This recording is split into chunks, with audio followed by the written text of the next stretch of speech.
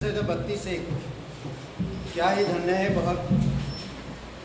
वह जिसका अपराध क्षमा किया गया और जिसका पाप ढांपा गया। धन्य है वह पुरुष करे अपराध माफ किया। ये परमेश्वर ही कर सकता है, क्योंकि वो सच्चा और जीवित परमेश्वर है और वही हमारे पापों को हमेशा के लिए ढांक सकता है अपनी लहू से, पवित्र लहू से। इसलिए हम सच्चे दिल से, सच्चे मन से उसकी आराधना करें। ठीक है, वही हमें छुड़ाया, वही हमें बचाया शैतान की जाल से और हर एक पाप के श्राप से, वही हमें छुड़ाया। तो अपने दिल को तैयार करते हैं और आनंद के साथ जीवित परमेश्वर का आराधना करेंगे। आत्मा से भर के इधर उधर मत देखिए, आपकी बगल में कौन है, मेरा कौन है, उसका कौन है, मत देखिए। ऊंचा नीचा मत देखिए, जस्ट आत्मा से भर के प्रभु की आराधना करिए। ठीक है, आइए प्रार्थना करते हैं। जीवित और पराक्रमी परमेश्वर, हम धन्यवाद देते और एक हमारे जीवन में शुभ अवसर मिला पिता कि हम इस धरती पर रहते हुए तेरी महिमा कर सके। आज कितने सारे लोग प्रभु आज का दिन को नहीं देख पाए, कितने सारे लोग प्रभु जो आज के दिन की खुशी आनंद नहीं ले पाए। प्रभु यीशु, हम धन्यवाद करते कि तू हमारे पापों को माफ़ किया, हमारे अपराधों को क्षमा किया, इसीलिए तेरी महिमा करते पिता। धन्यवाद देते हमारी हर एक गुनाहों के लिए तूने बलिदान हुआ, इसीलिए प्रभु तेरी महिमा करते। धन्यवाद देते सच्चे दिल से, पूर्ण मन से और हमारी हृदय से तेरी महिमा करे पिता। धन्यवाद देते यीशु मसीह के नाम से मांगते, आमीन।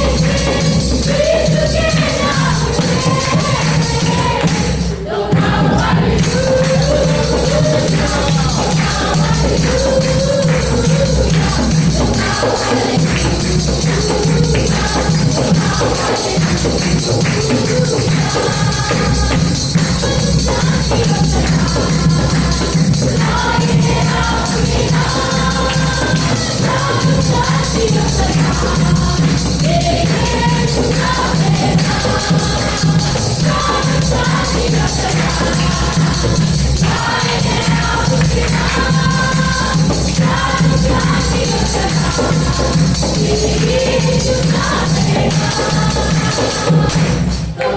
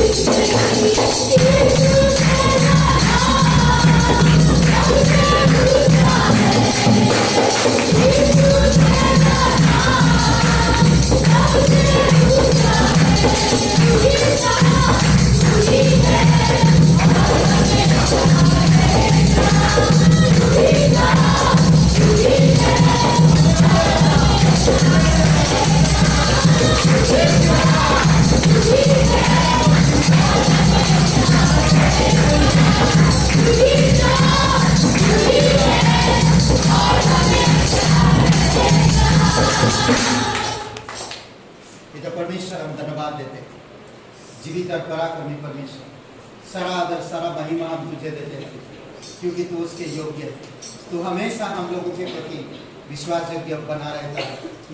कई बार हम टूटते हैं, कई बार हम बिखर जाते हैं, कई बार हम दूर हो जाते हैं, कई बार हम वचन नहीं पढ़ पाते हैं, कई बार हम फेलोशिप नहीं कर पाते हैं, परंतु फिर भी तू हमारे साथ देता है। धन्यवाद देते प्रभु यीशु मसीह। इसीलिए पिता धन्यवाद करते हैं कि तू हमारे अपराध, हमारे गुनाहों को हमेशा के लिए हमसे दूर किया। इसीलिए आज हम पूर्ण रूप से आत्मा से भरकर सच्चे दिल से तेरे भजन करते प्रभु यीशु मसीह। हमारे दुख, हमारे कष्ट, हमारी तकलीफ, हमारी परिस्थितियाँ हमें दबा नहीं सकता। धन्यवाद देते प्रभु यीशु, तेरी महिमा करते।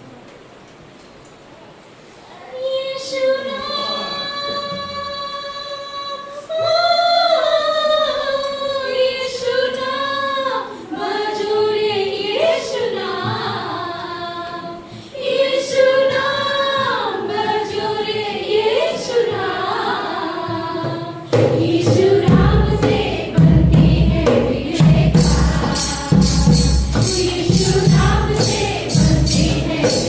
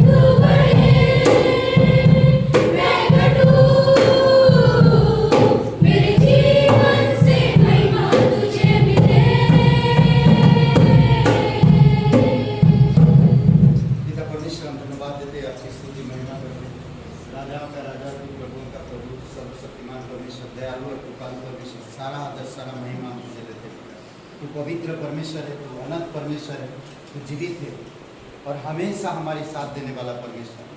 धन्यवाद देते प्रभु यीशु, हम धन्यवाद करते उस क्रूस के लिए जो तू हमारे अपराध और गुनाह के कारण क्रूस पर जीवन दिया, कब्र में गया और तीसरे दिन जी उठा, हमारे सारे पाप अपराध माफ किए, हमसे दूर किए, हमें नया जीवन दिए। प्रभु इसीलिए तेरी महिमा करते, धन्यवाद देते इस सभा को प्रभु यीशु मसीह। प्रत्येक भाई बहन के हृदय से बातें करते था, तेरी दया और तेरी कृपा के अनुसार बातें कर प्रभु यीशु मसीह। ये हमारी कलीसिया नहीं पिता, बल्कि तेरे बुलाए हुए लोगों के पिता आज तेरे पास आए प्रभु यीशु, आपसे सुनने के लिए। आप उनके हृदय से आपकी दया, आपकी अनुग्रह से भर दीजिए पिता, और उनके जीवन में एक मकसद दीजिए प्रभु यीशु।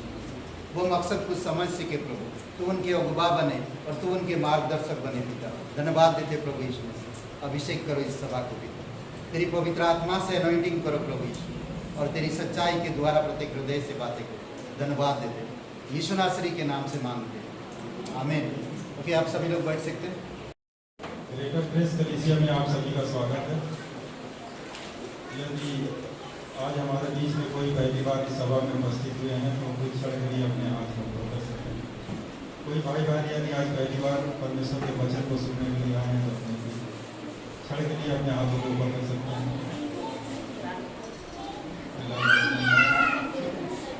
आइए हम सब एक वचन को पढ़ते हैं। प्रकाशित वाक्य अध्याय 19 वचन 1। इसके बाद मैंने स्वर्ग में मानो बड़ी भीड़ को ऊंचे शब्द से यह कहते सुना, हालेलुया, उद्धार और महिमा और सामर्थ हमारे परमेश्वर ही की है। आइए इस वचन के साथ हम अपने साप्ताहिक कार्यक्रम में चलते हैं। जैसा कि आप सभी लोग जानते ही हैं, 11 बजे से 1 बजे तक हर रविवार सभा गाइडेंस पब्लिक स्कूल में, जहां हम लोग इस समय उपस्थित हुए हैं। मंगलवार प्रार्थना का समय 7 बजे से 8 बजे तक आशा जी के घर पे। हर बुधवार प्रार्थना सभा 7 बजे से पास्टर जी के घर पे। शनिवार नरसिंहपुर गांव में उस गांव के लिए प्रार्थना करिए, वहां और भी शिष्य बन सकें और भी लोग वहां उद्धार में आ सकें। इस साप्ताहिक परिवार हैं कमलेश जी और सुमन जी, उनके परिवार के लिए प्रार्थना करिए कि परिवार उन्हें शक्ति और सामर्थ्य, स्वास्थ्य और आत्मिक में बढ़ाए उन्हें। इस साप्ताहिक जन्मदिन 10 जुलाई हरिओम जी सूरज, उनके लिए जोरदार तालियां हो जाएं और इन्हें स्वस्थ रखें। 12 जुलाई शैलेन जी, 13 जुलाई आर्यन, 14 जुलाई विमलेश जी, इन सभी के लिए जोरदार तालियां हो जाएं।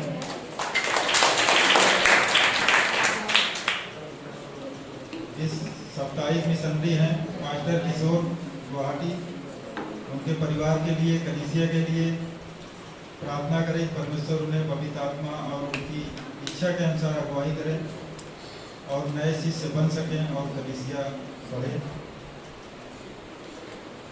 कुछ नाम है यहाँ, इनके लिए प्रार्थना करिए कि परमेश्वर इन्हें संतान से आशीष करें। आशा सेनू जी, पूजा दिल्ली, पूजा फैजाबाद, नेहा जी। चेतना जी के लिए प्रार्थना करिए कि इन्हें नॉर्मल डिलीवरी हो, क्योंकि प्रार्थना से हर एक कार्य संभव है। प्रार्थना के द्वारा ही रूहों की दीवार जो है गिर सकती है, तो इन लोग भी संतान से आशीषित हो सकते हैं। हिचकिया की ये परमेश्वर ने बढ़ा सकता है और उसे चंगा कर सकता है, इन लोग को भी आशीषित कर सकता है। बस हमें प्रार्थना की जरूरत है। एक मन हो के, एक तन हो के अगर हम प्रार्थना करेंगे तो हम सबके बीच में बड़ी गवाही के साथ ही उपस्थित होंगे। आज के लिए इतना ही, धन्यवाद।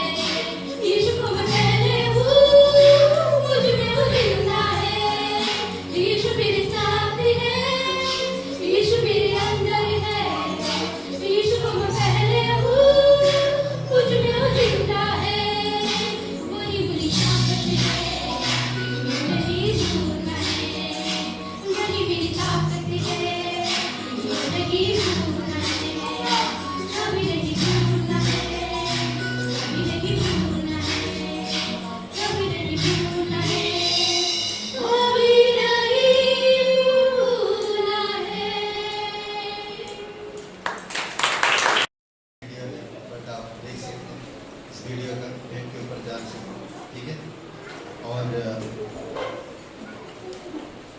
बहुत बहुत धन्यवाद राहुल, स्वागत है आपका। और आपका क्या नाम है? ममता, स्वागत है आपका। पहले हाँ, स्वागत है, बहुत बहुत धन्यवाद। जोरदार ताली बजा सकते हैं। ओके, और नीतू, बहुत बहुत स्वागत है आपका। ओके, और आपका गिफ्ट के लिए, परमेश्वर के लिए जोरदार ताली बजाइए। अभी आप लोग ठंडा पानी पी सकते हैं, इधर पानी रखा हुआ है। प्रेज गॉड, परमेश्वर काम करता है। ओके, और अभी एक वीडियो हम दिखा रहे हैं ये ऑफरिंग के ऊपर, भेंट के ऊपर, और उसके बाद फिर प्रे करते हैं।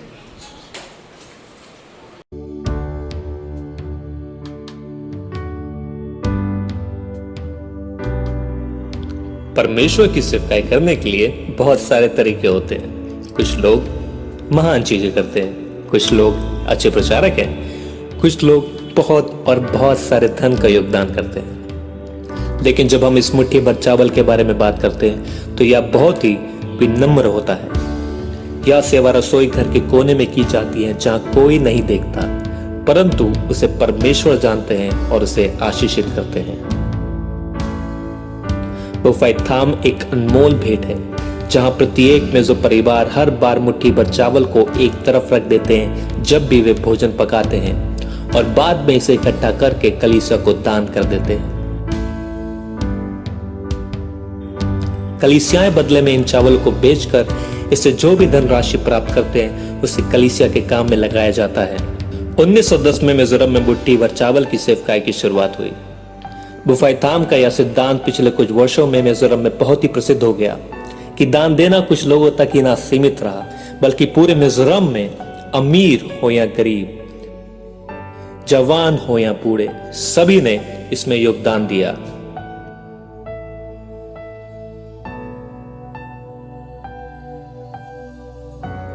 ये कुछ ऐसा है जो हमारी माँ ने हम सबको सिखाया था जब हम बहुत छोटे ही थे, और मुझे ऐसा लगता है कि बुफैथाम एक विश्वासियों की सेवा का एक ऐसा हिस्सा है जो हर कोई कर सकता है। लोगों ने और अधिक देना शुरू कर दिया, और भी रचनात्मक तरीकों से, जैसे चावल, सब्जियां, जलाने के लिए लकड़ियां और अन्य उपज, और अपने नियमित दशवान के साथ नकद रुपए भी कलीसिया को दान देने लगे। कलीसियाएं अब मिजोरम में आत्मनिर्भर हैं। 1914 में मुट्ठी भर चावल की बिक्री से जो धन प्राप्त होता था उसकी कीमत करीबन 80 रुपए थी, जो कि करीबन $1.5 अमेरिकी है। वर्ष 2009 और 10 में हमने मुट्ठी भर चावल की बिक्री से $1.5 लाख अमेरिकी जुटाए, और हमें बाहर से कोई भी धन नहीं मिला। हमारे पास जो भी पैसा है वो सब हमने अपने बीच के लोगों में से इकट्ठा किया है। मिजोरम राज्य भारत का सबसे पिछड़ा हुआ राज्य है, और हम गरीबों में से सबसे गरीब हैं, लेकिन फिर भी हम प्रभु की सेवकाई के लिए धन जुटाने में सक्षम हैं। हम 1800 मिशन कर्मियों को समर्थन कर सकते हैं, और उसी समय हम विदेश में भी मिशनरियों को भेज सकते हैं।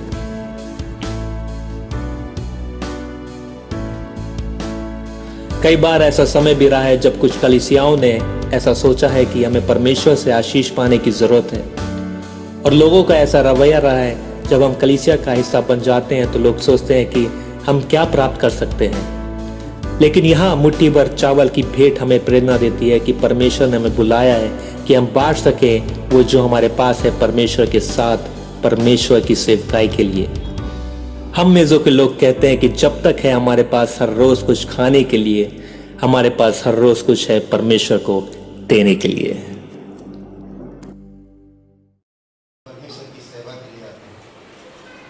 जब भी वो खाना पकाते हैं, एक मुट्ठी चावल, जितने भी चावल का एक डिब्बा चावल अलग रखो, ये विश्वास योग्यता होता है परमेश्वर के साथ।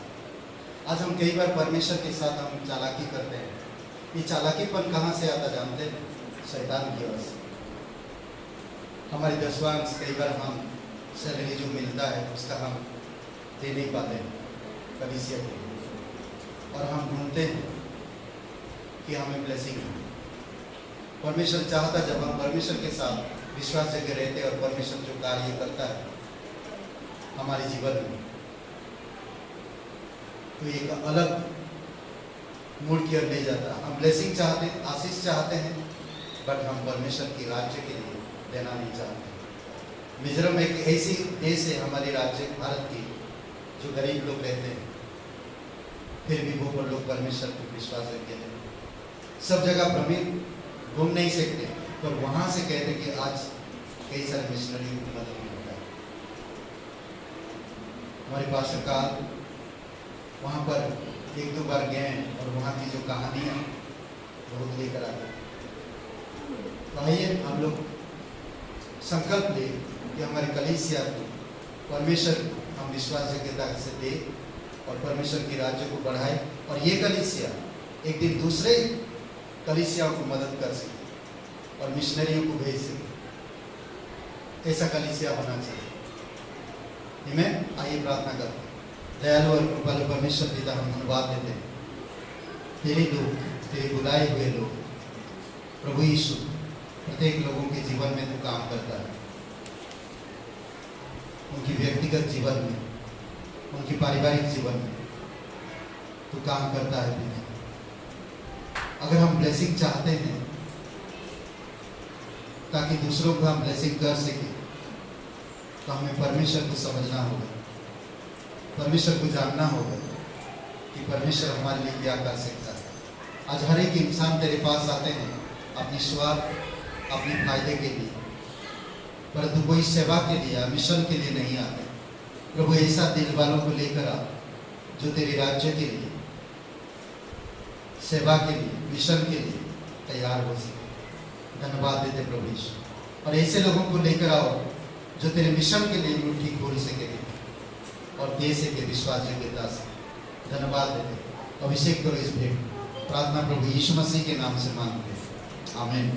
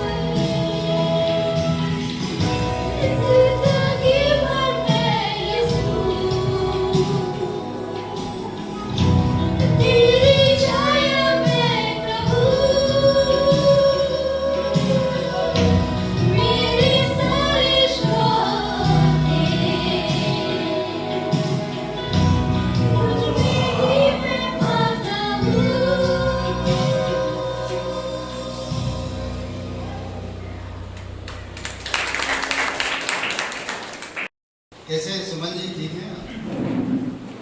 हाँ? धन्यवाद, यहाँ पर देखकर अच्छा लगा। ओके, पिता परमेश्वर, हम धन्यवाद देते, आपकी स्तुति महिमा करते, सागर पृथ्वी बनने वाला पिता, तो हर एक मन को जानता है, हर एक दिल को जानता है। आपकी अनुग्रह, आपकी दया दीजिए पिता, हर एक दिल से बातें कर परमेश्वर। पिता, हम जानना चाहते हैं हमारी डर, हमारी कमजोरी, हमारी कायरता को दूर करना चाहते हैं।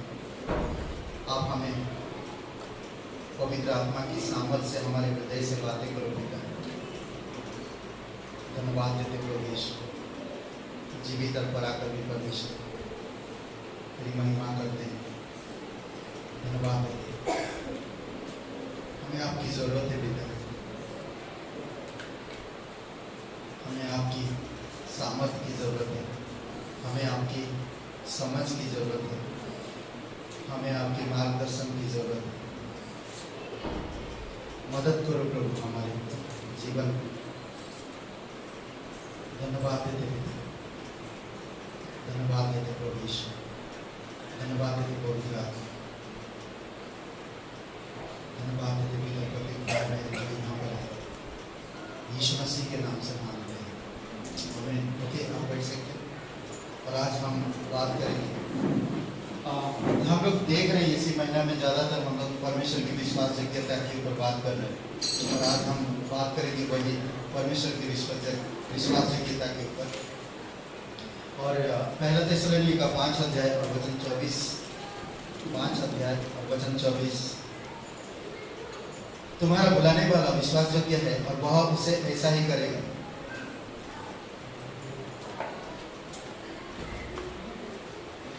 ओके, तुम्हारा बुलाने वाला विश्वासयोग्य है और वह ऐसा ही करेगा। हालेलुया। तो आपकी पुरुष बोलिए, ये आवाज अच्छी लग रही है।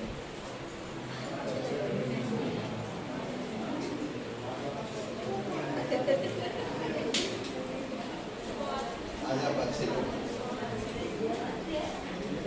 आज सब लोग अच्छे लग रहे हैं।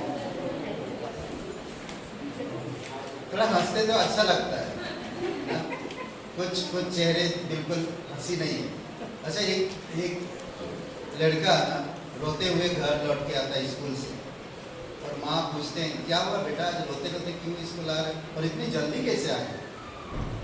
तो लड़का बोलता, माँ मुझे स्कूल से भगा दिया गया। तो क्यों बेटा? तो मैम एक एक मच्छर मार दिया। एक मच्छर मार दिया तो स्कूल से जल्दी भगा दिया। बोलते माँ वो उसके गाल पे बैठा। परमेश्वर की विश्वासयोग्यता, तुम्हारा बुलाने वाला विश्वासयोग्य है। तुम्हें जो बुलाया वो विश्वासयोग्य है, हमेशा, सदा, कल, आज और युगान एक साथ। वो कभी बदलता नहीं, वो कभी उठता नहीं, वो कभी निराश नहीं होता, वो कभी आपकी जीवन के सफर से घबराता नहीं, कभी भी नहीं। जब से आप यीशु मसीह पर विश्वास किए तब से लेकर हमेशा वो आपके प्रति विश्वास रखते हैं, हमेशा। कभी भी आपसे वो अलग नहीं हुआ, दूर नहीं हुआ, रूठ के नहीं बैठ गया, या आपके कारनामों से उदास नहीं हुआ। हमारे माता पिता हमारे कारनामों से उदास हो सकते हैं, हमसे नाराज हो सकते हैं। हमारी पत्नी, हमारे पति, मतलब मेरा पति है, समझ रहे हैं, पत्नियों की पत्नी नाराज हो सकते हैं आपसे, दूर हो सकते हैं आपसे। आप उसके विश्वास को तोड़ दिया, वो जिंदगी भर बात नहीं कर सकते, माफ नहीं कर सकते। बट परमेश्वर ऐसा नहीं है। परमेश्वर हमेशा आपको माफ करता है, हमेशा आपसे प्यार करता है, हमेशा आपको जीवन के सफर में अगुवाई करता है। कई बार आप बिना मांगे परमेश्वर आपको बहुत सब चीजें दिया है। कई बार हम परमेश्वर की चीजों को नहीं समझ पाए, क्योंकि वो विश्वासयोग्य है, इसीलिए वो जानता है हमें कब कहाँ क्या चीज की जरूरत है। समझ रहे हैं?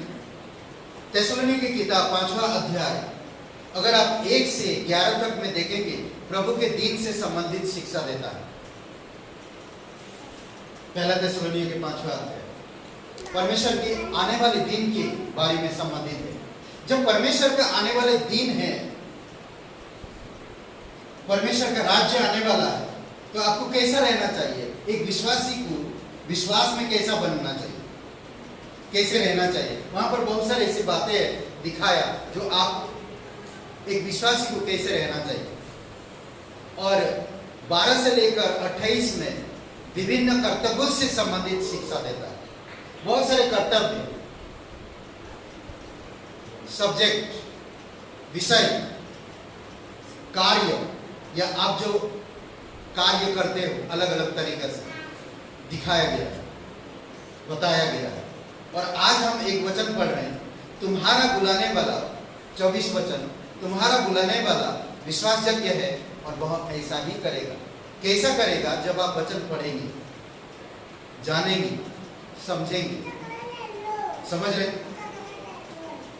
यहां पर शब्द मिलेगा आपको, एक अंधकार शब्द मिलेगा, ज्योति शब्द मिलेगा, सोते ना रहे मिलेगा, क्रोध मिलेगा, विश्वासियों को जागते रहने के लिए कहता है। ऐसे बहुत सारे शब्द मिलेगा। जो ये शब्द का मीनिंग्स क्या है, ये शब्द को समझे कैसे? यीशु मसीह 4 सुसमाचार में हर प्रकार की बातें, हर प्रकार की कर्तव्य को निभाया और दिखाया कि परमेश्वर हम लोगों से कितना प्यार कर रहा है। और आज भी हर एक विश्वासी के जीवन में वो काम कर रहा है। और एक विश्वासी को जब परमेश्वर का दिन आने वाला है, हमारे आंसू पूछे जाएंगे, हमारी तकलीफ, दुख, परेशानियों को मिटाए जाएंगे, परमेश्वर के साथ शांति, परमेश्वर के साथ अमन, परमेश्वर के साथ संपूर्ण रूप से प्रेम भाव से रहेंगी। तो उस दिन का हमें इंतजार है। तो उस दिन का इंतजार है तो आप कैसे रहोगे? करेक्ट? एक लड़का, एक लड़की का शादी का तय हो गया और शादी से 6 महीना बाकी था। लड़का बहुत डिसेंट रहेगा, बहुत सावधान पूर्वक रहेगा, लड़ाई झगड़ा नहीं कर रहा, शादी होने वाला, बड़ा प्रेम से रहेगा, रिश्तेदारों के साथ, माँ बाप के साथ, पैसे खर्च में, हर चीज में एकदम जेंटल ना, सभ्यता के साथ रहेगा। शादी होने के 2 साल बाद पत्नी को छोड़ दिया। अफसोस की बात, शादी से पहले वो इंतजार कर रहा था, शादी तक बहुत खूबसूरत समय बिताया उसने। शादी होने के बाद 2 साल के बाद बीवी और बच्चे को छोड़ दिया। कहाँ गया उसकी सभ्यता? कहाँ गया उसकी जेंटलनेस? कहाँ गया उसकी वो प्रेम जिसके प्रति इंतजार कर रहा था? कई बार आप और मैं भी कुछ चीज़ों का इंतजार करते हैं और जब वो चीज़ें नहीं मिलता है, हम फ्रस्ट्रेट होते हैं, निराश होते हैं। आपके जीवन को परमेश्वर अच्छी तरह से जानता है, एक किताब की तरह वो जानता है, एक प्रेम की पत्र की तरह वो जानता है कि परमेश्वर है जो आपके प्रति विश्वास जगे हमेशा, काल, आज और युगानी हमेशा। अंधकार का संबंध किस विषय में बात? यह अविश्वासी की नैतिक अवस्था और परमेश्वर से अलगाव का एक चित्रण करता है। जब आप पहला थिस्सलुनीकी का 5वां अध्याय पढ़ेंगे, अंधकार शब्द मिलेगा, तो अंधकार शब्द किसका चित्रण कर रहा? अविश्वासी और नैतिक अवस्था में जो परमेश्वर से अलग हुए उनके विषय में बात कर रहा है। सोते ना रहने के लिए कहता, शारीरिक रूप से नहीं, शरीर को रेस्ट चाहिए, शरीर में सोना जरूरी है, परंतु इसमें कहता कि शारीरिक रूप से नहीं परंतु नैतिक रूप से, जैसे कि मरकुस का 13:36 में कहता, कहीं ऐसा ना हो कि वह अचानक आकर तुम्हें सोता हुआ पाए। आत्मिक जागरूक नहीं है मेरे यहाँ, आत्मा में सोया हुआ, शरीर में जागरूक हूँ पर आत्मा में सोया हुआ। आत्मिक चीजों को पहचानो, आत्मिक चीजों में जागरूक रहो, आत्मिक चीजों में बलवान बनो और बढ़ो। समझ रहे हैं? इफिसियों का 5 और वचन 14 में कहता है, इस कारण वह कहता कि हे सोने वालों, जाग जाओ और मृतकों में से जी उठो, मरे हुए चीजों से अलग हो जाओ, मरे हुए वस्तुओं से अलग हो जाओ, मरे हुए जैसा मत रहो, ज्योति संतान हो, ज्योति की तरह रहो ना, मृतक में से जी उठो, जो मसीह की ज्योति तुम पर चमके। अगर हम वही मरे हुए चीजों पर खेल रहे हैं, वही मरे हुए चीजों पर दिन रात मेहनत कर रहे हैं, वही मरे हुए चीजों पर हमारी लक्ष्य है, हमारी प्रायोरिटी है, हमारी ध्यान है, तो हमारी आत्मिक चमक कभी नहीं आएगी और ना मेरे अंदर जीवन या परमेश्वर की ज्योति चमके, कभी नहीं चमके, क्योंकि मैं मरे हुए चीजों पे ज्यादा ध्यान दे रहा हूं। और क्या होएगा आपका जीवन? मरा हुआ इंसान में कैसे बात करें? आलसी हुए, मरे हुए, मरा हुआ से कोई बात नहीं करता है, समझ लें? कोई नहीं बात करता मरे हुए से, बात करोगे? नहीं, कोई नहीं बात करता। तो इसीलिए बहुत जरूरी है, क्रोध शब्द मिलेगा। क्रोध का अर्थात प्रभु के दिन के आरंभ से संबंधित व्याख्या और कलेश। परमेश्वर का जब दिन आएगा उस समय जो क्रोध यानी कि कलेश और तकलीफ जो होगा, परमेश्वर का क्रोध दिखाई देगा प्रभु के दिन आने से पहले। वचन 3 में, जिसे विश्वासी उबार लिया जाएगा, 1:10 में भी वैसा लिखा है। फिर हम देखते हैं कि कलीसिया को जागते रहने के लिए कहता, वचन 6 में, सावधान या अनुशासित रहना, स्वयं में सावधान रहो और स्वयं को अनुशासित करो। मैं सांसारिक चीजों में, दुनियावी चीजों में, मृतक चीजों से अलग रहे और दूर रहे, क्योंकि परमेश्वर मेरे साथ विश्वास जग गया है। तो मुझे जीवित चीजों को, आत्मिक चीजों को ढूंढना है और उनके साथ ज्यादा से ज्यादा समय बिताना। समझ रहे? एक दूसरे के लिए उत्साह करो, उन्नति का कारण बने रहने के लिए कहता है। वचन 12 से 14 में कलीसिया के अगुवे यानी कि कलीसिया के अगुवे अपनी अधीनस्थों में परिश्रम करें, जो कार्यों ने सौंपा गया उस कार्यों में परिश्रम करें। कलीसिया के अगुवों को कहा जाता है। 12-13 वचन में कलीसिया के सदस्यों को चाहिए कि वे अगुवों की माने, उनका आदर करें और आपस में मेल मिलाप से रहें। अगर मसीह में आंख दिखाना चालू हो जाए, मसीह लोगों में, जो परमेश्वर आपके लिए, मेरे लिए क्रूस पर जीवन दिया, जो परमेश्वर आप और मेरे लिए कष्ट, तकलीफ, वेदनाएं सहा, निंदाएं सहा, और आज मैं एक दूसरे को निंदा कर रहा हूं, जो मेरे लिए परमेश्वर स्वयं निंदा सह लिया, मैं एक दूसरे को निंदा कैसे कर सकता हूं? मैं एक दूसरे को परमेश्वर में, अगर मैं परमेश्वर का एक सदस्य, कलीसिया का एक सदस्य, परमेश्वर का एक जन, तो मैं एक दूसरे का निंदा नहीं कर सकता हूं। अगर मैं निंदा कर रहा हूं यानी कि परमेश्वर के साथ में विश्वास है कि नहीं, किसी का निंदा कर रहा हूं मैं, किसी को बुरा देख रहा हूं मैं। ज्यादातर एक घर परिवार में होता है, ज्यादातर तो इसीलिए आप एक मसीह हो, आप विश्वास करते हो, आपका जीवन विश्वासी है, तो सावधान रहो, इन सब चीजों से दूर रहो। कुछ बातें परमेश्वर इस सारी चीजें करने के लिए कहता है। पहला थिस्सलुनीके 5वां अध्याय 12 से 24 में 18 बातें वचनों में कहता है। 18 बातें, अगर ये 18 बातें नहीं कर सकता तो 18 बातें विश्वास में मुझे आने के लिए दिखाई दे। सुनिए, हमें आनंदित रहने को कहता है, निरंतर प्रार्थना करने को कहता है, हर बात में सावधान धन्यवाद देने को कहता है, सबके साथ मेल मिलाप के साथ रहने को कहता है,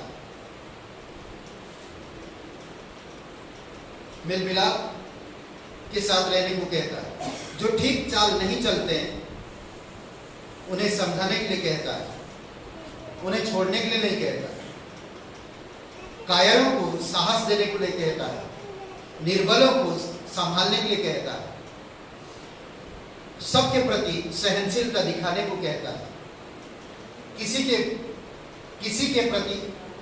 के बुराई के प्रति बुराई के बदले बुराई नहीं करने को कहता है, सदा भलाई करने के लिए तैयार रहने को कहता है, सबके साथ भलाई करने को कहा गया है, आत्मा को नहीं बुझाने को कहा गया, आत्मा को मत बुझाओ, भविष्यवाणी को तुच्छ मत समझो, बाइबल में जो भविष्यवाणी किया गया है उसको तुच्छ मत समझो, सब बातों को परखने के लिए कहता है, परमेश्वर की क्या इच्छा है तुम्हारे लिए समझो, समझने के लिए कहता है कि परमेश्वर आपके जीवन में क्या इच्छा रखता है, उसको समझने के लिए कहता है, जो अच्छी है उसे पकड़े रहने के लिए कहता है, जो अच्छी है, जो बुरी बात है, कोई आपके बारे में बुरा कह रहा, कोई दूसरे के बारे में बुरा कह रहा, बड़ा कान लगा के सुन रहा, अच्छी चीजों को सुनो, अच्छी बातों को पकड़े रहो, गलत चीजों को साथ मत दो, ये सारी चीजें कह रहा परमेश्वर, सब प्रकार की बुराई से दूर रहने को कहता है, सब प्रकार की बुराई, सिर्फ एक प्रकार की बुराई नहीं, सब प्रकार की बुराई से दूर रहने के लिए कहता है, पूरी रीति से पवित्र रहने को कहा गया। ये सारी चीजें मेरे जीवन में कैसे होगा? बाइबल स्कूल, परमेश्वर की विश्वास योग्यता को जानना, वचन को रोज पढ़ना, मनन करना। कई बार हमारे पास समय नहीं होगा, कई बार हमारे पास कोई चीजें उपलब्ध नहीं होगा वो चीजें करने के लिए, कई बार हमारे पास वो चीजें नहीं होगा जो हम वचन सुन सके या वचन पढ़ सके, नहीं होगा, बट फिर भी मैं कोशिश करूंगा सावधान रहने के लिए। समझ रहे हैं? अगर मैं ये सारी चीजें नहीं करता तो उसका अपोजिट होता है। क्या होता देखिए, 12 वचन से लेकर 24 वचन में कुछ ऐसे भी विश्वास है, अगर मैं ये सारी चीजें नहीं कर रहा हूं, अभ्यास नहीं कर रहा, 18 ये सारी चीजें, भावुक विश्वास पैदा होगा आपके अंदर, भावनाओं का विश्वास। मैं आता हूं भावनाओं में विश्वास कर, हालेलुया, सबको दिखा भावनाओं में विश्वास, भावुक विश्वास, रो रो के विश्वास कर, रो रो, भावुक रो, यीशु मसीह को कितना क्रूस पर चढ़ाया, उसके बारे में रो रहा हूं, मेरा दिल टूट रहा, पर सच में विश्वास नहीं है। भावुक विश्वास, ज्ञान का विश्वास, मुझे आता हूं, विश्वास करता मुझे ज्ञान मिले। अगर मैं परमेश्वर की कहा हुआ कार्यों को सही तरह से नहीं समझ सकता तो बहुत सारे ऐसे लोग हैं जो ज्ञान के लिए आते हैं और ज्ञान के लिए विश्वास करते हैं, बिना बीता हुआ विश्वास। परमेश्वर काल आपके जीवन में कुछ किया, उसी विश्वास में जी रहे हैं। अरे परमेश्वर और भी आपको कुछ करना चाहता है, बड़े बड़े काम दिखाना चाहता है आपके जीवन में, पर बीते हुए काल में जी रहे, बीते हुए विश्वास में जी रहे। आने वाला विश्वास, उसके बारे में हम सोचते नहीं। मरा हुआ विश्वास, मुंह का विश्वास, ये सब कहते हैं मैं विश्वास करता हूं, पर है नहीं कुछ। संस्था का विश्वास, एक संस्था में जुड़े रहना चाहिए, प्रवचन सुनना चाहिए। संस्था का विश्वास, स्वाभाविक विश्वास जो उद्धार नहीं पाए हैं, बाहरी विश्वास, अंधर का विश्वास, कमजोर विश्वास, डरपोक विश्वास, परिस्थितियों का विश्वास, ऊपर का विश्वास, हार मानने वाला विश्वास, संस्कृति का विश्वास, उठा लिया विश्वास, इच्छा का विश्वास। ये सारे विश्वास है जो हमारे अंदर पैदा होता है। अगर हम परमेश्वर पर विश्वास करता हूं, मैं परमेश्वर में नया जन्म हो गया मुझे, और परमेश्वर की आज्ञा अनुसार नहीं चल रहा हूं मैं, परमेश्वर की वचन नहीं पढ़ रहा हूं मैं, परमेश्वर की शिक्षाओं में नहीं बढ़ रहा हूं मैं, तो ये सारे विश्वास पैदा होगा। यीशु मसीह सो रहा जहाज में, नाव में सो रहा, इस पार से उस पार झील में जा रहे हैं, और यीशु मसीह सो रहा, 12 चेले भी वहां पर है। अचानक आंधी आ गई, आंधी आ गई अचानक, नाव पर टकराया, पानी उछलकर नाव के अंदर घुस रहा, डर गई नाव पूरी तरह से, इस तरफ हो गए ना, डर गए पूरी तरह से चेले लोग वहां पर बैठे हुए। तब यीशु को चिल्लाकर कहते कि हे यीशु, आपको कोई ध्यान नहीं, आपको कोई चिंता नहीं, हम मरने पर है। मुझे एक बात बताइए, ऐसा सब हमारे जीवन में भी आता नहीं? अरे पास्टर जी, आप समझ नहीं पाते हो, आप ये सब चीजें समझ नहीं पाओगे। मैंने सुना लोगों के मुंह से, चुप होके चले आते, ठीक है आप संभाल लो, हम प्रे करेंगे आपके। पतरस सभी लोग सोचिए, हम मरने पर है, आपको कोई चिंता ही नहीं। यीशु मसीह उठकर क्या कहा? एक ही चीज का, तुम्हारा विश्वास किधर है? तुम्हारा विश्वास किधर है? लोग ताने दे रहे हैं, फिर भी मैं विश्वास में हूं। लोग मेरा मजाक उड़ा रहे हैं, फिर भी मैं विश्वास में हूं, क्योंकि परमेश्वर मेरे साथ विश्वास जग है, इसीलिए मैं विश्वास में हूं। नोह का जीवन को देखिए, आयुब का जीवन को देखिए, क्यों? वो लोग जान गए थे कि परमेश्वर मेरे साथ विश्वास जग है। मुझे दुनियावी विश्वासी नहीं चाहिए, मेरा दिल बहलाने वाले विश्वासी नहीं चाहिए, मुझे दिलासा देने वाले विश्वासी नहीं चाहिए, परमेश्वर का विश्वास योग्यता मुझे चाहिए। समझ रहे? परमेश्वर की विश्वास योग्यता मुझे चाहिए। अगर मैं परमेश्वर के साथ, परमेश्वर की वचन के आधार पर आनंदित नहीं रह रहा, तो मेरे जीवन में ये सारी चीजें आती हैं, ये सारे विश्वास। समझ रहे? तुम्हारा बुलाने वाला विश्वास योग्य है, और वह ऐसा ही करेगा। प्रकाशित वाक्य में वह अल्फा और ओमेगा है, वह अल्फा और ओमेगा है, मैं ही आदि और अंत हूं, सदा जीवित हूं। प्रभु परमेश्वर जो है, जो था, जो आने वाला है। प्रकाशित वाक्य पढ़िए पहला, जो विश्वास योग्य साक्षी, मृतकों में से जी उठने वाला पहलौठा, पृथ्वी के राजाओं का शासक, तुम्हारे अनुग्रह शांति देने वाला, जो हमसे प्रेम रखता है हमेशा, कभी उसका प्रेम ठंडा नहीं पड़ता, कभी उसका प्रेम कम नहीं होता, कभी उसका प्रेम स्वार्थ के लिए नहीं होता, अगापे प्रेम से आपसे और मुझसे प्रेम करता है, जिसने अपने लहू के द्वारा हमें पापों से छुड़ाया है।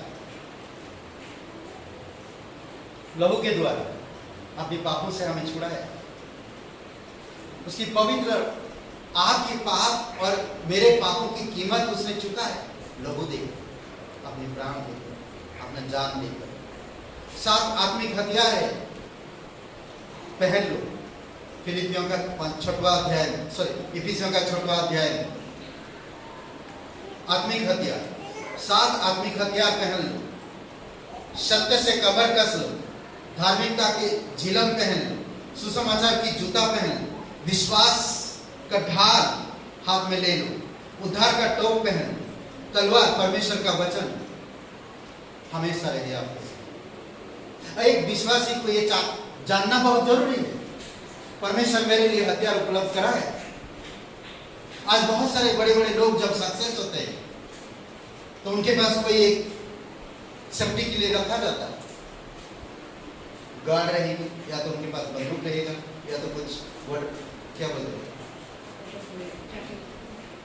बंदूक प्रूफ ना क्या बोलते, बुलेट प्रूफ गाड़ी रहेगा, या तो जैकेट रहेगा, उस तरह रहता है। परमेश्वर भी आपके लिए यही विश्वास जब भी आपके प्रति है, इसीलिए आपको सुरक्षित करने के लिए ये सारी चीजों का उपलब्ध कराया। समझ रहे? कई बार हम भावनाओं में, विश्वास में बहक जाते हैं, हम परमेश्वर की बातों को समझ नहीं पाते हैं। इसीलिए बहुत जरूरी है। साथ और एक हथियार है जो अनुग्रह को भी पहनना, जो ठीक समय पर ये काम करता है, परमेश्वर का अनुग्रह। समझ रहे हैं? नीति वचन का 20:6 हमें विश्वास जगह ठहरे रहने को कहता है। हमें विश्वास जगह ठहरे रहने को कहता है। 40 साल परमेश्वर ने इजराइल लोगों को जंगल में विश्वास जगह बना रहा। 40 साल तक, 40 साल में कई सारे लोग परमेश्वर का निंदा किए, परमेश्वर से दूर हटे, सांसारिक चीजों पे मन लगाए, मिश्रा की खान पान में ध्यान उसका रहा। परमेश्वर जो चीजें दे रहा उस पर ध्यान नहीं था, परमेश्वर जो कर रहा था उन पर ध्यान नहीं था। 40 साल तक परमेश्वर उनके साथ विश्वास जगह रहा। जंगल में लाइट दिया, दिन में धूप लगने नहीं दी। आज अगर विश्वासी सच्चे दिल से प्रार्थना करता है, परमेश्वर सुनता है। समझ रहे? इसीलिए बहुत जरूरी, कभी भी आपको तकलीफ में नहीं रखेगा। कई बार हम अपनी इच्छा को परमेश्वर के सामने रखते हैं, कभी हम ये नहीं सोचते कि परमेश्वर की इच्छा क्या है। समझ रहे? नीति वचन का 24:16 में कहता, धार्मिक चाहे 7 बार गिरे फिर भी उठ खड़ा रहेगा। ये विश्वास योग्य आदमी है। कितनी बार मेरे जीवन में तकलीफ आ जाए, परेशानियां आ जाए, बीवी छोड़ के घर चला जाए, पति मारते रहे, गालियां देते रहे, फिर भी मैं विश्वास योग्य, फिर भी मैं खड़ा, फिर भी मैं परमेश्वर तेरी विश्वास योग्यता चाहिए, तेरी मदद की जरूरत है मुझे। परमेश्वर हमेशा आपके साथ विश्वास योग्य है, हमेशा। समझ रहे हैं? वो कभी भी आपसे दूर नहीं होता। याकूब 5:19 में कहता, 6 नहीं परंतु 7 परीक्षा से गुजरना पड़ा उसे। 6 नहीं परंतु 7 परीक्षाओं से उसे गुजरना पड़ा, फिर भी वो विश्वास योग्य बना रहा परमेश्वर के साथ। अगर आपके जीवन में एक परिस्थिति आ जाता है या तकलीफ या परीक्षा आ जाता, तो हम टूट जाते हैं, हम कंप्लेन करने लगते हैं, हम रोने लगते हैं, हम पूरी तरह से छोड़ देते हैं। फिर क्या? बाइबल पढ़ना छोड़ देते हैं, संगति करना छोड़ देते हैं, कलीसिया आना छोड़ देते हैं, बाइबल स्कूल छोड़ देते हैं, वचन पढ़ना छोड़ देते हैं, सांसारिक चीजों में चले जाते हैं। कई सारे लोगों को हमने देखा है, छोटी छोटी बातों में नाराज हो जाते हैं। ये विश्वासी नहीं हो सकते, इनका विश्वास मरा हुआ है, ये भावुक विश्वास में आए, इनका मोह का विश्वास है। ऐसे विश्वासी कभी टूटेंगे नहीं, छोटी छोटी बातों में नाराज नहीं होंगे। वो परमेश्वर के साथ उनका संबंध, इंसानों के साथ नहीं, क्योंकि वो जानते परमेश्वर हमारे साथ विश्वास नहीं है। समझ रहे? 7 विश्वास योग्यता के ऊपर हम देखेंगे, और 7 विश्वास योग्यता के स्रोत भी। हम 7 विश्वास योग्यता के स्रोत नहीं देंगे, पर 7 विश्वास योग्यता के विषय में बताएं। सबसे पहला, परमेश्वर अपनी और विश्वास योग्य है। क्या आप अपनी और विश्वास योग्य है? क्या मैं अपने आप में विश्वास योग्य हूँ? मैं एक कलीसिया का सदस्य हूँ, परमेश्वर मुझे बुलाया, परमेश्वर मेरे लिए क्रूस पर जीवन दिया, मुझे पापों से छुड़ाया। क्या मैं अपने आप में विश्वास योग्य हूँ? क्या मैं रोज वचन पढ़ रहा हूँ? क्या मैं परमेश्वर के साथ विश्वास योग्य हूँ? क्या मैं अपने आप में कमिटमेंट करके उस कमिटमेंट में विश्वास योग्य ठहरा हूँ? आपको करना होगा ये। जब तक आप नहीं करोगे तब तक आप खुद में विश्वास योग्य नहीं हो। परमेश्वर जो बोलता है वो करता है, वो निभाता भी। उसी परमेश्वर का बेटे हो। बोलते हैं भाई, संतानों में पिता का क्या बोलते हैं, स्वभाव रहता, चरित्र रहता, नहीं? माता पिता का स्वभाव चरित्र रहता बच्चों में। तो अगर परमेश्वर आपका अब्बा पिता है, वो अपने आप में विश्वास योग्य है, तो आप क्यों नहीं हो सकते? आप हो सकते। रोज बाइबल पढ़ने के लिए कमिटमेंट लो, बाइबल स्कूल 1 क्लास करने के लिए कमिटमेंट लो, आधा घंटा समय देने के लिए परमेश्वर से कमिटमेंट लो, अपने आप में कमिटमेंट लो, विश्वास योग्य रहो। समझ रहे? परमेश्वर अगर आपके प्रति विश्वास योग्य है तो मेरा कर्तव्य क्या है? समझ रहे? विश्वास योग्य बना रहता है क्योंकि वह स्वयं आपने इनकार नहीं कर सकते। दूसरा तीमुथियुस 2:13 में वह विश्वासयोग्य बना रहता है क्योंकि वह स्वयं अपने आप का इनकार नहीं कर सकता। कई बार हम परमेश्वर के प्रति विश्वासघात करते हैं। भले हम विश्वासघात हो जाए पर परमेश्वर विश्वासयोग्य है। अच्छा ना, मैं बार बार विश्वासघात करता हूं परमेश्वर का। कई बार मैं झूठ बोल लेता हूं, कई बार मैं कलीसिया आने बहाना कर लेता हूं, कई बार मैं बाइबल पढ़ने बहाना कर लेता हूं। मैं कई बार लोगों से पूछा आज बाइबल पढ़े, सर खुजाने लगते। मैं पूछता हूं जुए हुए है क्या सर? रोज पढ़ो, आपका ये परमेश्वर आपका है, समझ रहे हैं? दूसरी बात, परमेश्वर पूर्ण कार्य पर विश्वास रखिए।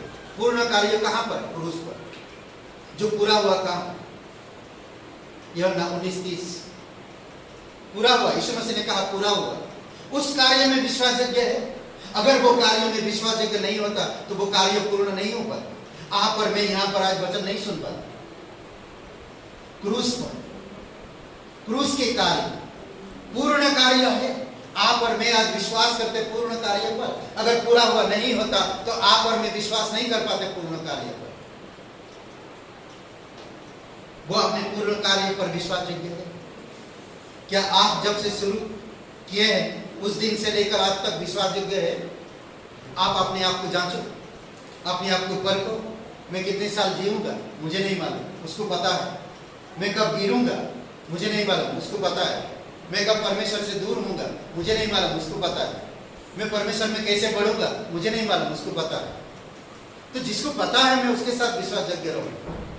मुझे कुछ करना नहीं। देखें एक बॉस और उसका एक असिस्टेंट, बॉस का हर चीज असिस्टेंट पकड़ के दौड़ पीछे पीछे चल के जाते रहते हैं।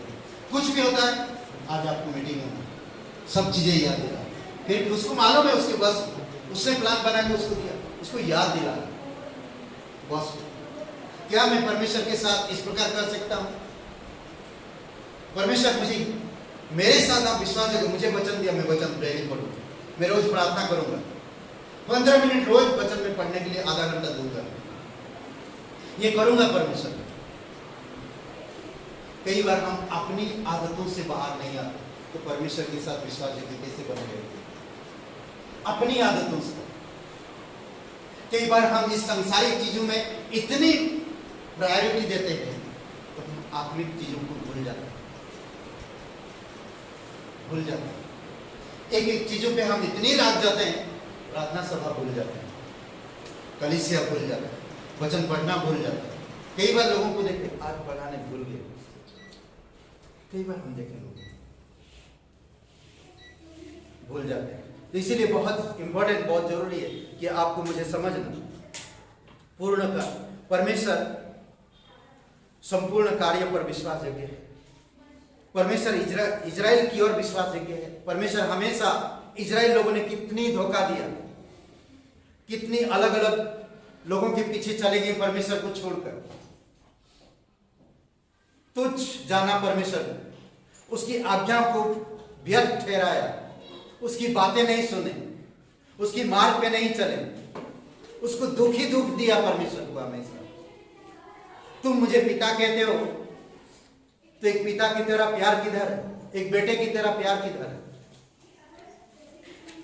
सोचिए। जानते हैं भेंट देते थे, कैसे भेंट देते थे? आज जैसे बहुत सारे लोग फटे हुए पुराने नोट प्रभु में दान कर देते, जहां पर नहीं चल पाया प्रभु में दान कर देते। उस समय इजराइल लोग क्या करते थे जानते हैं?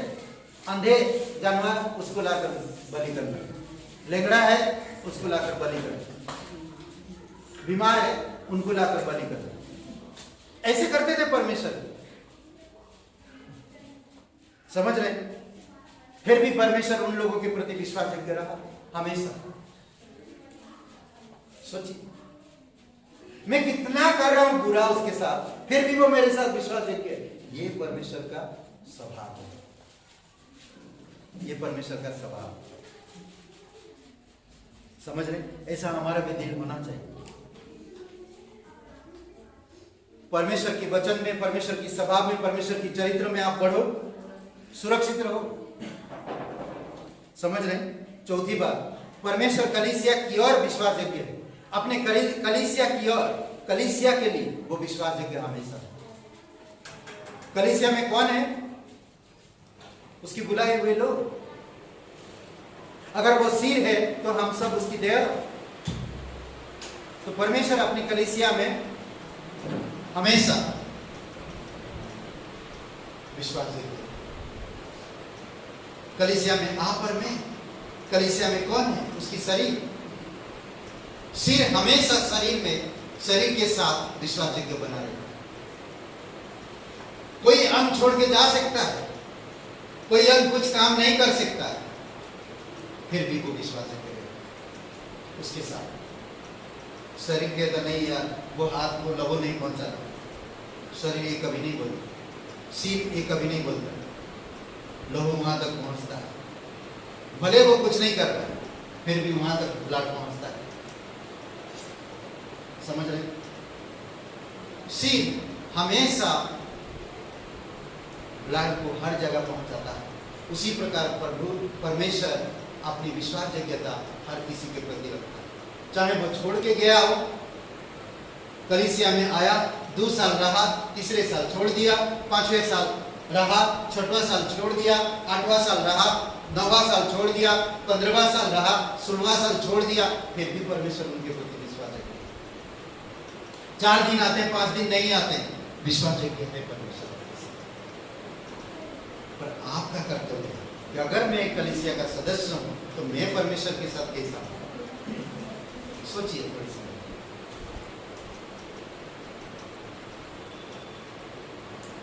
समझ रहे हैं?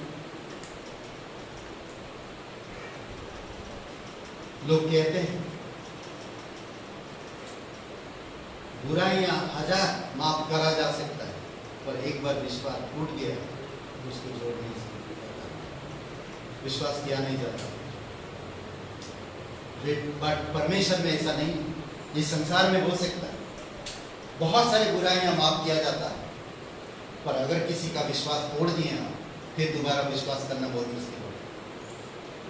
पर परमेश्वर में ऐसा नहीं। कितनी बार हम परमेश्वर की विश्वास योग्यता को तोड़ते हैं, हम विश्वासघात करते हैं, फिर भी परमेश्वर हमारे साथ विश्वास योग्य बना रहता है।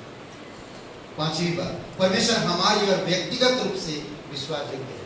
हर एक इंसान से जो प्रभु यीशु मसीह का मुंह से अंगीकार किया और हृदय से स्वीकार किया, ग्रहण किया, परमेश्वर उनके प्रति विश्वास योग्य है। हर एक लोगों के साथ वो व्यक्तिगत पर्सनल विश्वास योग्य रहता है। मेरे साथ वो विश्वास योग्य, आपके साथ वो विश्वास योग्य, आप कैसे भी हाल में हो, आपके साथ वो विश्वास योग्य। तो आपको मुझे समझना होगा कि परमेश्वर मेरे व्यक्तिगत रूप से विश्वास योग्य है। मैं कई बार इनकार करता, वो चाहता कि मैं बाइबल पढूं, वो चाहता कि मैं प्रार्थना करूं, वो चाहता कि मैं संगति करूं, वो चाहता कि मैं कलीसिया जाऊं, वो चाहता कि मैं प्रचार करूं, वो चाहता कि मैं लोगों को प्रोत्साहन करूं, मैं उसके मार्गदर्शन में बढ़ सकूं, वो चाहता है। बट कई बार मैं इन सब चीजों से नाकाम रहा, फिर भी वो मेरे साथ विश्वास है। कई बार नहीं कर पाए हम ये सब चीजें, समझ रहे, फिर भी वो परमेश्वर विश्वास है। कई बार हम छोटी छोटी बातों में झूठ बोलते हैं, फिर भी परमेश्वर विश्वास है।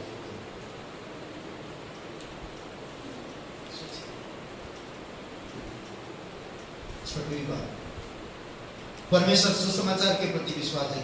उसका सुसमाचार है, जो 4 सुसमाचार में उसने खुद दिखाया करके कि सुसमाचार कैसे लोगों को प्रचार किया, किस तरह से लोगों के साथ व्यवहार किया और जाकर परमेश्वर की सुसमाचार को पहुंचाया। मन फिरा उसके राज्य निकट है। बीमारी लोगों के लिए लोगों के पास गया, भूखे लोगों के पास गया, कौड़ी लोगों के पास गया, अंधे लोगों के पास गया, बहरे लोगों के पास गया, हर प्रकार के लोग उसके पास आए। इसीलिए वो कहा, वेद भले चंगों के लिए नहीं, बल्कि बीमारी के लिए। आज अगर आप बीमार हो, विश्वास योग्यता नहीं है परमेश्वर के साथ, एक बीमारी है। अगर मैं परमेश्वर के साथ विश्वास योग्य नहीं, मेरे अंदर एक बीमार है कि मैं परमेश्वर के साथ विश्वास योग्य नहीं, मैं परमेश्वर की वचन को समझ नहीं पा रहा, मेरे अंदर बीमार है। मैं परमेश्वर के मार्ग में चल नहीं पा रहा, मेरे पास साथ बीमार है। मैं प्रचार नहीं कर पा रहा, मेरे पास एक बीमार है, इसलिए मैं प्रचार नहीं कर पा रहा। जब बीमारी व्यक्ति कुछ नहीं कर पाता है, अगर मैं कुछ नहीं कर पा रहा परमेश्वर के लिए, यहाँ इसका मतलब है मैं बीमार हूं, आत्मिक तौर पर, नैतिक तौर पर बीमार हूं मैं, इसीलिए मैं प्रचार नहीं कर पा रहा, इसीलिए मैं बाइबल स्कूल नहीं आ पा रहा, इसके लिए मैं संगति नहीं कर पा रहा, इसीलिए मैं प्रार्थना में अटेंड नहीं कर पा रहा। बीमार हूं। परमेश्वर सुसमाचार के प्रति विश्वास किया, वो खुद प्रचार किया, खुद बीमारियों के पास गया, खुद उन जरूरतमंद लोगों के पास गया, खुद लोगों को प्रोत्साहन किया। चेले लोगों के पास, चेले लोग जब आते थे, दृष्टांत कहता था, यहाँ पर चेले लोग आते थे, पूछते थे इस दृष्टांत का अर्थ समझाओ प्रभु। थका हुआ इंसान आकर उनको भी समझा रहा। हम कभी सुसमाचार के प्रति, वचन के प्रति, कलीसिया के प्रति या अपनी स्वयं के प्रति विश्वास योग्य नहीं, तो हम परमेश्वर के प्रति विश्वास योग्य कैसे हो सके? मैं भला चंगा होना चाहता हूं, परमेश्वर का वचन आपको चंगाई रखेगा। वो टॉनिक है, मैं टॉनिक लेना छोड़ देता हूं रोज सुबह, भूल जाता हूं उठकर, पहले ही आ जाता व्हाट्सएप, टिकटॉक, व्हाट्सएप, टॉनिक लेना भूल गया। अरे क्या करूं, व्हाट्सएप देख रहा था, दोस्त का आया था या चाचा का चाची का आया था, उधर कुछ हो गया, पानी भर गया, व्हाट्सएप चेक कर रहा था, टॉनिक भूल गया, बाइबल पढ़ना भूल गया, प्रार्थना करना भूल गया, लो रे टॉनिक लेना भूल गया, जो पौष्टिक बनाएगा, जो आपके दिल की धड़कन को नॉर्मल रखेगा, जो आपकी चिंताओं को दूर करेगा, जो आपकी भावनाओं को कम करके आत्मिक भावनाओं में बढ़ाएगा। यही सब चीजों में हम कैसे करते हैं? टॉनिक लेना भूल जाते, कभी कभी देखेंगे कोई बीमार दवाई लेना भूल जाता है, क्या होगा? और ज्यादा कांपने लगते हैं। आप और मैं भी आत्मिक तौर पे बीमार है, टॉनिक लेना भूल जाते हैं, विश्वास योग्यता नहीं हो पाता। परमेश्वर सुसमाचार के प्रति विश्वास योग्य है। जब बीमार होता है इंसान कुछ नहीं कर पाता है, वो कहीं नहीं जा पाता है, इसीलिए हम आत्मिक तौर पे बीमार है, इसीलिए हम प्रचार नहीं कर पा रहे, संगति नहीं कर पा रहे, मेल मिलाप नहीं कर पा रहे, कहीं हम जा नहीं पा रहे, पढ़ नहीं पा रहे, स्वयं प्रार्थना नहीं कर पा रहे। आखिरी परमेश्वर अनंत काल की और विश्वास योग्य है, उसका जो अनंत काल का मकसद है उसमें वो विश्वास है हमेशा। समझ रहे? अनंत काल के मकसद, आपके लिए अनंत काल का मकसद है, परमेश्वर ने दिया, उस मकसद में वो विश्वास योग्य है, वो अनंत है, वो विश्वास योग्य है। आपके लिए मकसद दिया अनंत काल का, इसीलिए यूहन्ना 3:16 में कहता, परमेश्वर इस जगत से प्रेम किया, अपना इकलौता पुत्र दिया, जो कोई उसके नाम पर विश्वास करेगा वो नष्ट नहीं होगा, नष्ट नहीं होगा। उस नष्ट के सब जो है अनंत काल का है, वो नष्ट नहीं होगा, अनंत काल का है। यीशु मसीह पर विश्वास करने में अनंत काल के मकसद में आप शामिल होते हैं।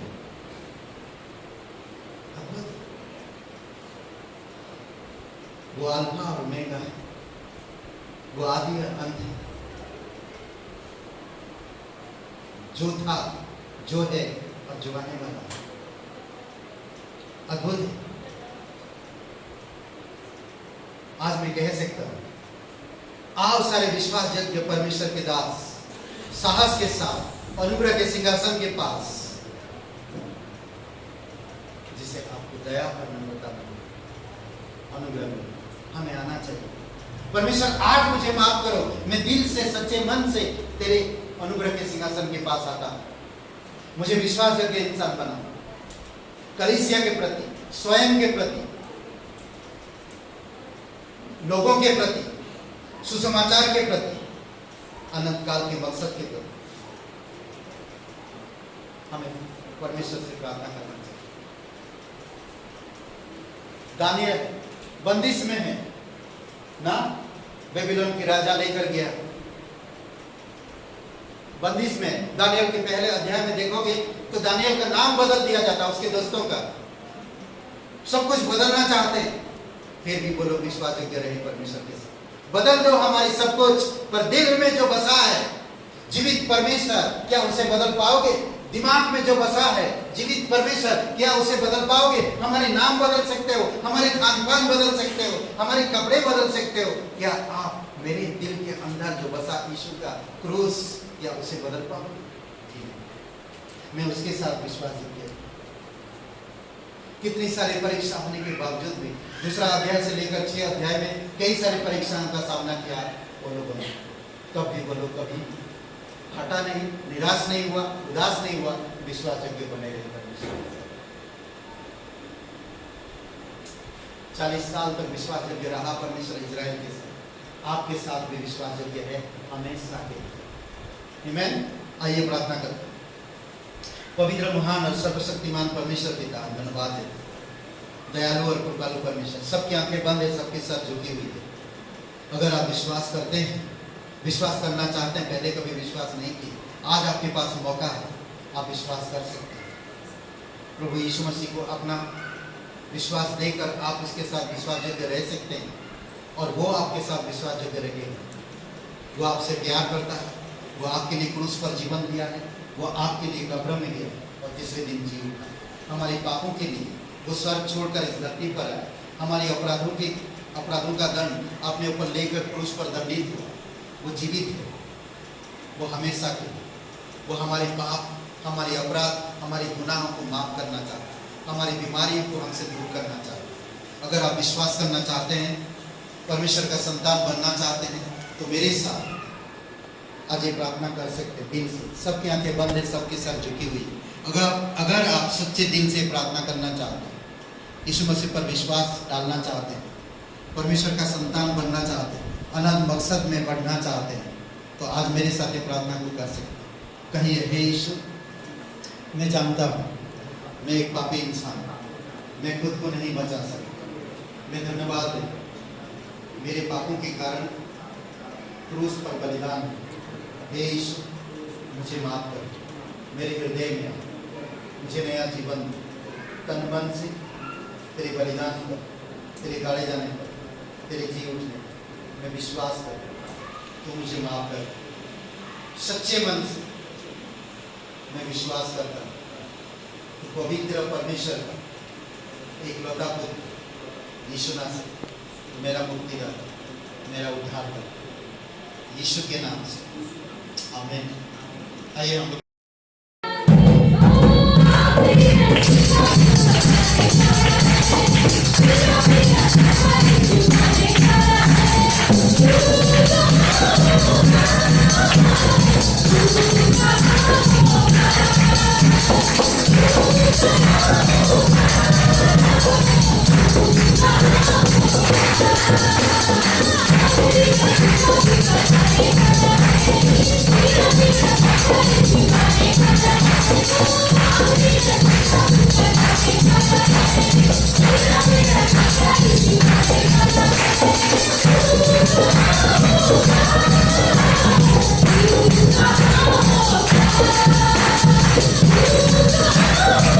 Oh,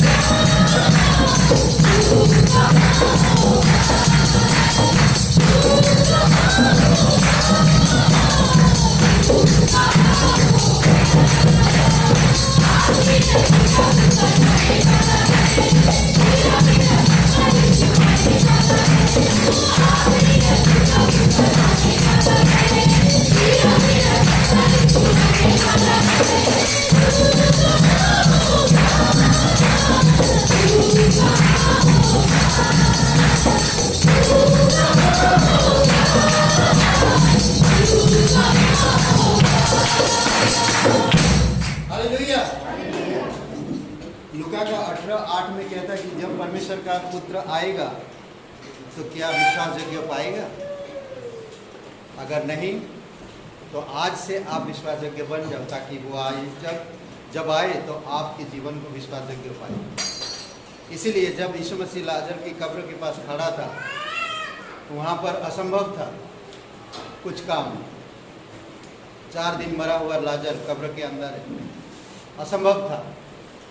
और प्रभु यीशु मसीह ने वहाँ पर क्या किया? विश्वास अंदर गया, लाजर को बाहर लाया।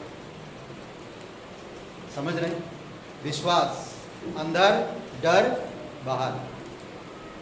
आपका जीवन विश्वास योग्य डर को दूर करेगा।